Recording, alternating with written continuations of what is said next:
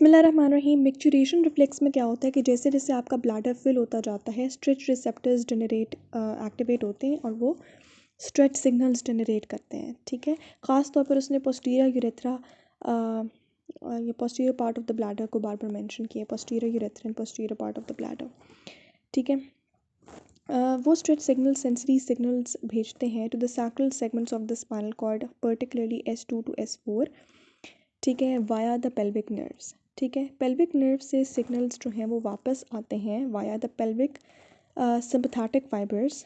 ठीक है, और ये यहाँ पर इनके गैंग्लियन सेल्स पर रिले करते हैं। ठीक है, और वहाँ से जो पोस्ट गैंग्लियोनिक फाइबर्स हैं they will be supplying our bladder wall, that is our detrusor muscle and also our internal sphincter.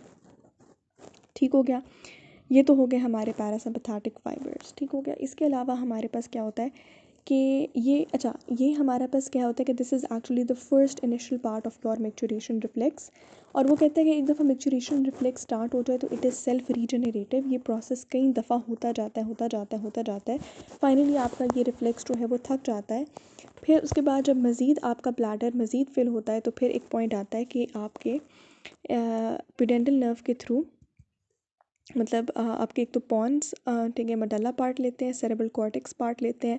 अगर वो इनहिबिट कर सकें तो वो इनहिबिट करते हैं, लेकिन अगर आपका मैच्योरेशन रिफ्लेक्स आपके ब्रेन की इनहिबिशन से भी ज़्यादा स्ट्रॉन्ग हो जाए तो फिर in that case via the प्यूडेंटल nerve, ठीक है, वो आप इनहिबिट कर देता है आपके एक्सटर्नल स्फिंक्टर को। When your external sphincter is inhibited, it means that it is relaxed and now the urine can be voided from the bladder। ठीक है, इसका फ्लो चार्ट भी मैं आपको शेयर कर देती हूँ। इसमें क्या क्या बातें इसने की हैं।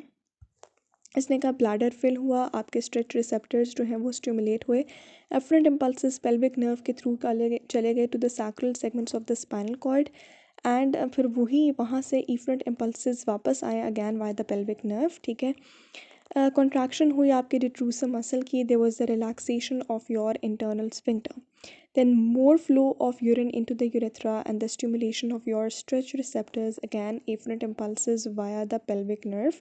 It will lead to the inhibition of your pudendal nerve, the relaxation of your external sphincter and the voiding of urine. एक इम्पॉर्टेंट बात मैं आपको बताना चाहती हूँ, ये तो हो गया micturition reflex which is totally autonomic, it's a spinal cord reflex. ठीक है, अगर किसी ने वॉलंटरली इस मैच्योरेशन रिफ्लेक्स को अराइज कराना हो तो उसका ये तरीका है कि वॉलंटरली आप क्या करते हो कि आप अपने एब्डोमिनल मसल्स को कॉन्ट्रैक्ट करवाते हो।